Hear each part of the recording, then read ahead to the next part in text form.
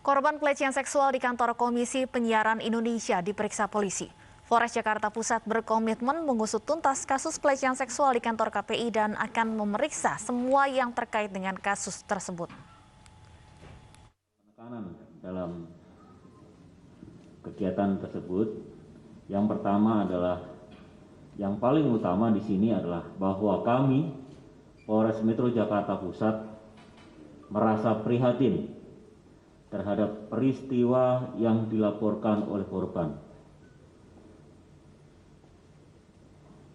Dan kami berjanji akan melaksanakan penyelidikan terkait peristiwa ini secara transparan, proporsional, dan profesional untuk membuat terang peristiwa ini. Yang kedua, terkait dengan peristiwa ini, kami secara proaktif menerima dan menindaklanjuti laporan, dan yang seperti saya sampaikan tadi, saat ini kami sedang melakukan klarifikasi terhadap korban ataupun pelapor dan para saksi juga para terlapor. Akibat menimbulkan kerumunan, pedagang dan warga yang berwisata di kawasan Masjid Agung Kemayoran, Jakarta Pusat dibubarkan. Petugas gabungan juga bubarkan kerumunan di tempat jajanan Senayan yang melanggar batas waktu operasional.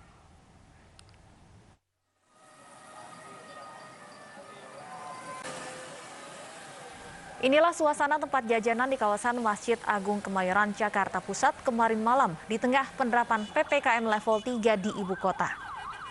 Banyaknya pedagang jalanan dan pangkalan delman membuat kawasan ini dipadati pengunjung. Akibat memicu kerumunan, keramaian dibubarkan petugas. Apalagi para pedagang berjualan melewati batas waktu yang ditentukan. Mengetahui kedatangan petugas, sejumlah pedagang dan kusir delman kabur menyelamatkan dagangan mereka.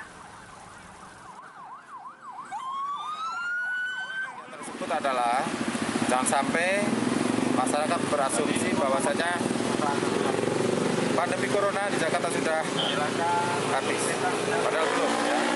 Sehingga diharapkan masyarakat tetap menjaga protokol kesehatan dan tidak terpapar kembali lagi seperti yang dulu melonjak lagi seperti itu. Trotoar tidak diperbolehkan.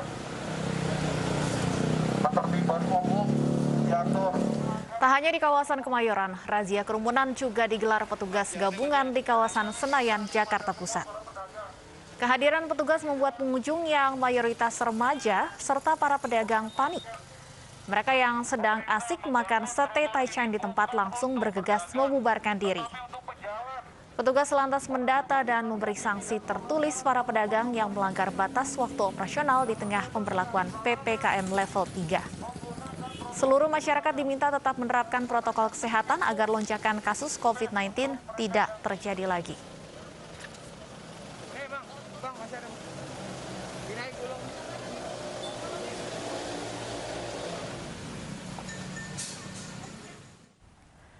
Sejumlah pelanggaran masih ditemukan selama penerapan PPKM. Satgas meminta warga tetap waspada dengan mematuhi aturan agar COVID-19 bisa segera mereda.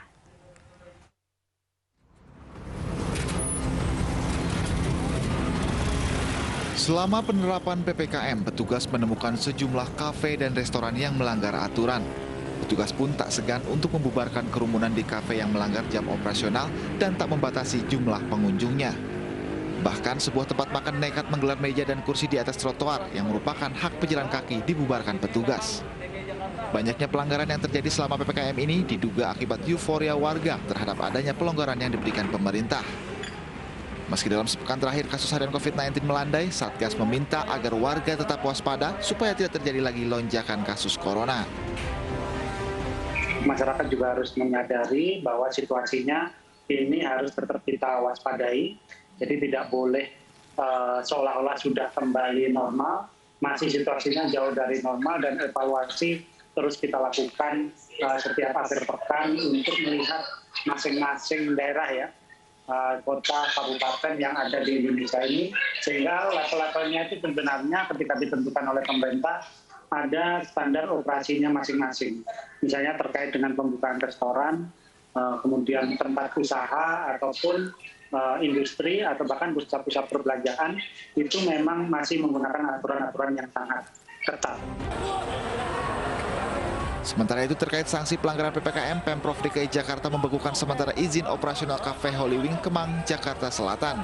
Pembekuan berlaku selama masa PPKM setelah tempat hiburan malam itu terbukti 3 kali melanggar protokol kesehatan. Tak hanya itu, pemilik kafe juga dikenai sanksi denda administrasi sebesar 50 juta rupiah. Tim Liputan iNews melaporkan.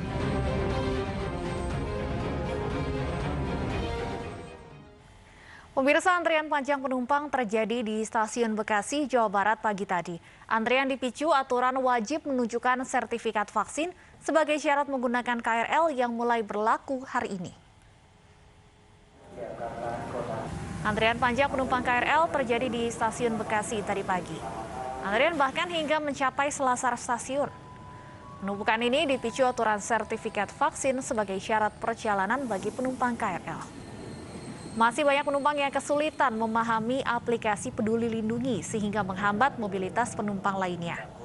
Guna mengantisipasi penumpukan penumpang, petugas melakukan penyekatan masuk ke dalam stasiun.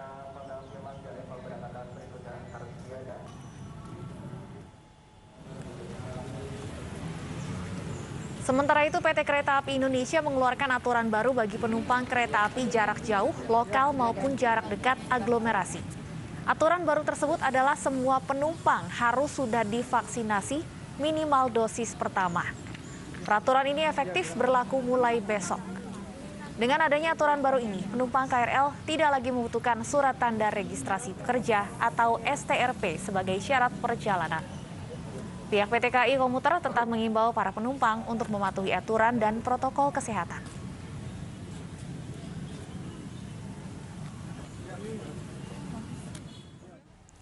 Dan untuk melihat kesiapan stasiun jelang aturan wajib vaksin bagi calon penumpang, sudah ada rekan kami, Baby Kristami di Stasiun Senen, Jakarta. Ya, Baby, bagaimana respon para penumpang terkait aturan baru terkait sertifikat vaksin untuk perjalanan?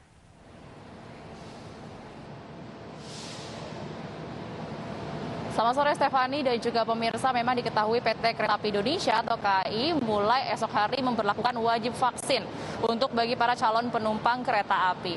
Nah, terkait respon, nanti saya akan mewawancari salah satu calon penumpang, namun sebelum itu saya juga akan menunjukkan kepada pemirsa di rumah mekanismenya seperti apa. Jadi memang selama ini jika calon penumpang mau memberlakukan atau melakukan keberangkatan menggunakan kereta api, entah itu kereta api jarak jauh ataupun juga komuter lain, KA lokal, ini diharuskan untuk membawa STRP atau surat perjalanan dinas, surat keterangan lainnya. Namun mulai esok hari surat tersebut tidak diperlukan lagi, namun diharuskan menunjukkan sudah vaksinasi. Nah, ini adalah layar scan boarding, jadi nantinya para calon penumpang yang memesan tiket online dengan menggunakan nomor induk kependudukan atau NIK, ini langsung terintegrasi dengan sistem di PT KAI, khususnya di tempat scan boarding ini. Dan kalau sudah terlihat sudah vaksinasi dan juga sudah ada tes rapid antigen ataupun juga tes PCR, maka diperbolehkan untuk melanjutkan perjalanan. Nah, kalau tidak ada dalam sistem atau datanya itu belum diupdate, maka diharuskan untuk menunjukkan secara manual dari aplikasi Peduli Lindungi atau dengan hasil vaksinasi ataupun sertifikat vaksin yang sudah dicetak hard copy. Untuk lebih lengkapnya saya juga akan berbincang dengan salah satu calon penumpang yang sudah ada di tempat ruang tunggu ini. Halo, permisi Mbak, boleh diminta berdiri sebentar? Ngobrol sebentar ya Mbak ya.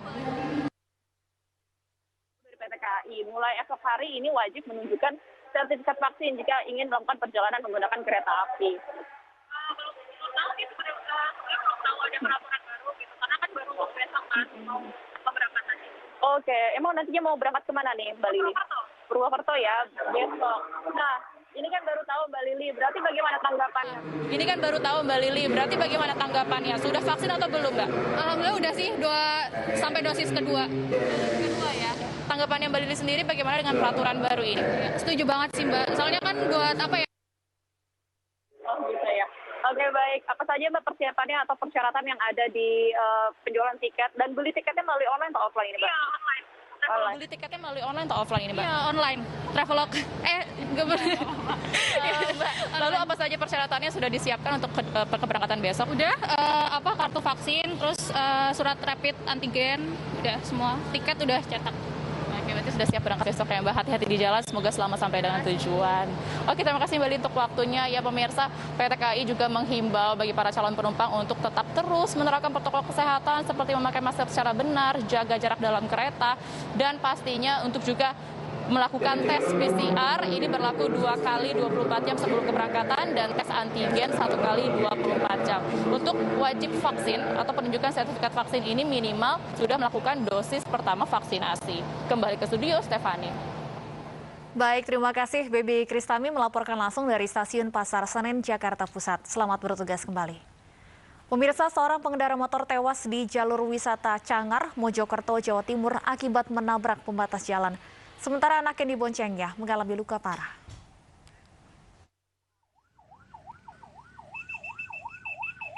Diduga rem tidak berfungsi, kecelakaan tunggal terjadi di jalur wisata Canggar, Mojokerto Minggu siang. Pengendara motor Suwarni, 41 tahun meninggal dunia di lokasi. Sementara anak perempuan yang diboncengnya mengalami luka parah di bagian kepala. Menurut saksi mata, kendaraan korban meluncur dengan kecepatan tinggi dan menabrak pembatas jalan. Namanya gimana sih Pak? Waktu dari sana remnya itu ngeblong. Terus? Nyangkut di situ langsung mental. Kejadiannya di situ tepatnya. Langsung yang satu langsung meninggal, yang satunya patah langsung saya angkat, saya naikkan mobil pickup. Pak, jalur wisata Canggar memang dikenal sebagai medan yang licin dan berkelok. Pengendara yang melintas diminta berhati-hati dan berkonsentrasi saat melintas. Dari Mojokerto, Jawa Timur, Solahuddin, iNews melaporkan.